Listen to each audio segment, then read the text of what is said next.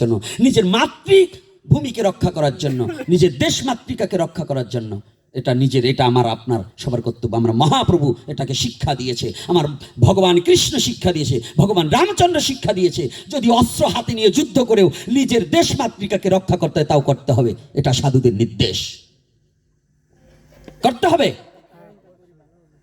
পারবে না? পারবো পারবো কি পারবে কিনা? পারবো। শিক্ষিত পাঠিয়েছে পাইছে।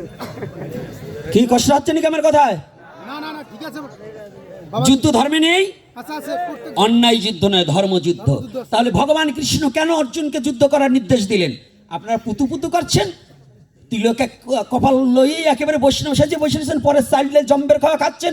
হিসাব নেই যে চাল খাবেন কবে, যদি ওগুলো না বাঁচে তো চাইলে আপনাকে দেবে কে? আগে নিজের জাতিকে রক্ষা করুন। এই ভাগবতীয় কথা, হরিনাম সংকীর্তন দিতে হলে এই যতগুলো মন্দির, যতগুলো মূর্তি ভাঙা হয়েছে, এবারও আমরা বিচার পেয়েছি।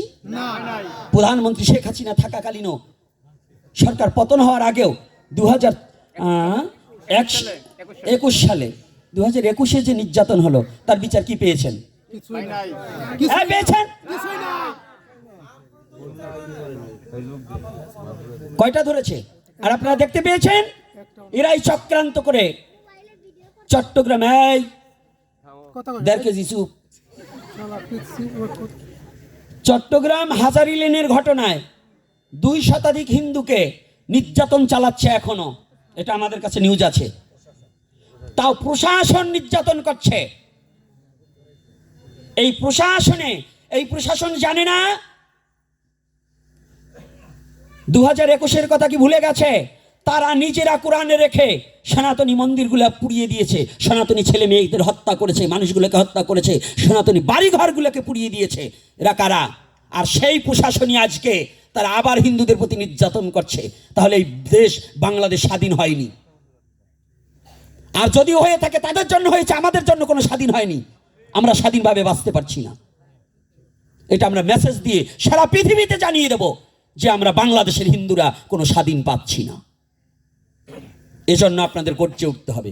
প্রতিটা ছেলে মেয়েকে, আপনি যদি সঠিক পিতা হয়ে থাকেন, আপনার সন্তানকে দেশ মাতৃকাকে রক্ষার জন্য এগিয়ে দিতে হবে। আপনারা এখানে বসে শুধু এই গোপালগঞ্জের 4 ঘর চারাল ভালো থাকলে হবে না, সারা বাংলাদেশের হিন্দুর ভালো থাকতে হবে। খালি ইন্ডিয়া যাবেন কেন? ইন্ডিয়া যাবো কেন? আমরা যত যাব ওদের তত লোভ বেড়ে যাবে, তত আপনার সম্পত্তি দখল করার জন্য ওরা চেষ্টা করবে। এটা আমরা করতে দেব না, এটা আমরা করতে দেব না। খালি ঘরে বসে দেবো না করলে কাজ হবে না, নেমে আসতে হবে। সারা বিশ্ব জেনে যাক আমাদের কত নির্যাতন হচ্ছে। 2 শতাধিকের উপরে হিন্দু ফ্যামিলিকে ওখানে অ্যাসিড ছোড়ার অপরাধ দিয়েছে, ঝগড়ার উন্ডা নিজেরা বাঁধিয়েও তো আমাদের ভাসিয়ে দিচ্ছে। কারণ যখন দেখছে বিশ্বের বুকে সনাতনীরা জেগে উঠছে, তখন এই জাতিকে কিভাবে নিচু করা যায়, কিভাবে হেয়পূর্ণ করা যায়, এই বাংলার বুকে এমন কোনো ইতিহাস কেউ দেখাতে পারবে না সনাতনীরা কোনো জাতির প্রতি ঝাঁপিয়ে পড়ে তাদেরকে হত্যা করার বিধান এটা সনাতনীরা করেনি।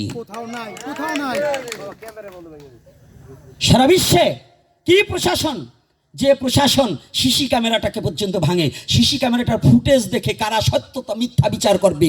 আর এই বাংলার প্রশাসন ক্যামেরা ভেঙে দিচ্ছে যে তারা যারা অপকর্ম করছে, এই অপকর্ম যেন পাবলিসিটি না হয়, বহির্বিশ্বে যাতে না দেখতে পারে যে আমরা হিন্দুদের প্রতি কত অত্যাচার, কত নিপীড়িত অবস্থায় বাংলার সনাতনী জাতি আছে।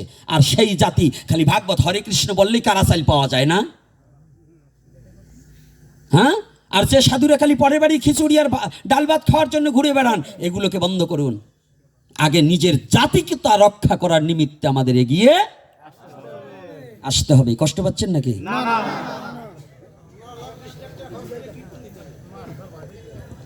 20 লাখ টাকা খরচ করে কীর্তন দেন, যদি এইভাবে চলে আর কীর্তনও দিবার পারবেন না।